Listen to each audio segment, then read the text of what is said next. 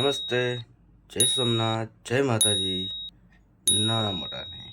તો મિત્રો આજે છે આપણા 5 કિલોમીટર વોકનો 12મો દિવસ. તો ચલો આપણા વોકિંગની શરૂઆત કરીએ. આજે છે દિવસ 12. હજુ પણ હું મારા બોડી સાથે નહીં, હું મારા માઇન્ડની ચેલેન્જ સાથે ખેલી રહ્યો છું. આટલા દિવસ ચાલતા ચાલતા મને 3 વાત સ્પષ્ટ થઈ ગઈ કે જીવનમાં 3 બાબતોનો આધાર રાખે છે. એક, શિસ્ત, મૂડ ના હોવા છતાં કામ કરી નાખવું. બીજું, ધીરજ, ઝડપી રિઝલ્ટ ના મળવા છતાં આગળ વધતું રહેવું. ત્રીજો, સૌથી ઇમ્પોર્ટન્ટ, વિશ્વાસ, જે આપણને આજે જે હું કરી રહ્યો છું કાલે જરૂર મને બદલી નાખશે, તે વિશ્વાસ હોવો જોઈએ. શિસ્ત, ધીરજ અને વિશ્વાસ, આ ત્રણેય વસ્તુ આપણને બદલી શકે છે.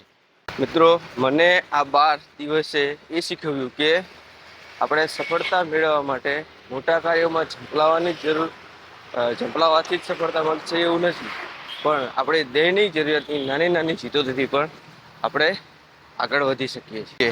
હું મારા 5 કિલોમીટર ચેલેન્જના આ 12મા દિવસમાં છું. મારું આ 5 કિલોમીટરનું ડિસ્ટન્સ મહત્વનું નથી, પણ જે મારા પર રોકાણ કર્યું ને તે મહત્વનું. ખર આજે છે ને બહુ જ પગ દુખતા હતા. એમ થતું હતું કે નથી જ જેવું ચાલવા માટે, કારણ કે બહાર ગામથી આવેલા, ટ્રાવેલિંગ કરીને થાકેલા. પણ છતાં જે દિવસે આવો નબળો વિચાર આવે એ દિવસે જ આપણે આપણા ઉપર કામ કરવાનું અને આપણો ચેલેન્જ પૂરો કરવાનો હોય છે. તો આ એ જ વિચાર સાથે આજે હું મારા 5 કિલોમીટર હું પૂરા કરીશ. આ વોક માત્ર શરીર, વિચાર અને જિંદગી બદલી રહી છે. જેટલું ચાલુ છે એટલું સ્ટ્રેસ કાઢી રહ્યો છે.